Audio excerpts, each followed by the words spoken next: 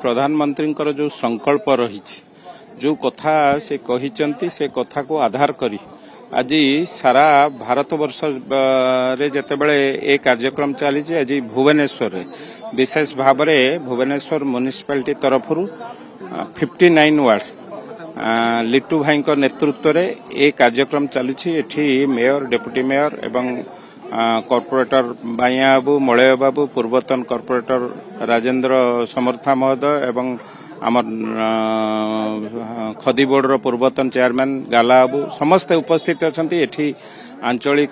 नेतृत्व मंडली एवं विभिन्न ए अंचलर समस्त नेतृत्व मंडली एवं सबू भाई भौणी माने उपस्थित अछंती। ए कथा को पूरा एक आंदोलन करबा सदृश्य कारण आपण माने देखुथिबे गछ पाई गछ नहेले किभली भाबे आमे असुविधार सम्मुखीन होउचे। विशेष भाव में खरा दिने पूरा खरा छुंची फुड़ला भलिया खरा होउचे एवं बहुत लोक मृत्यु मुखरे पड़ुचंती।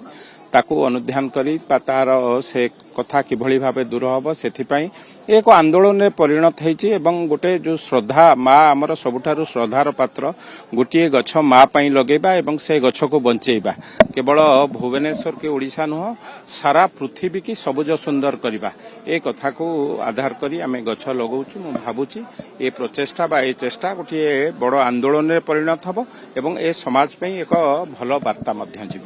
भुवनेश्वर को सबुज सुंदर करबा पई माँ पाई गछटे कार्यक्रम अवसर रे आमे भुवनेश्वर रे 1 लाख गछ प्लांट करूछु जो थिले कि आज देखंतु हमर एठी नुआगाम पंचायत भितर एवं जोटा बीएमसी भितर रही सबुथिरे आमे मध्य गछ लगाउछु। एठी सामान्य एक आमर मान्यवर विधायक अछंती